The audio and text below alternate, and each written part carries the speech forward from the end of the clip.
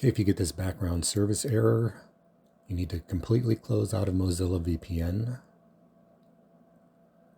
by clicking the X in the upper right corner and then going to your hidden apps in the taskbar, right-click Mozilla VPN and choose Quit Mozilla VPN.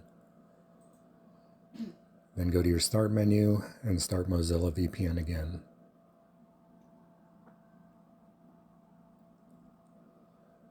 Then turn the switch to on.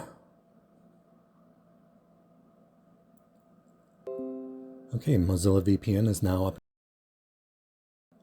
That's all there is to it. Thanks for watching.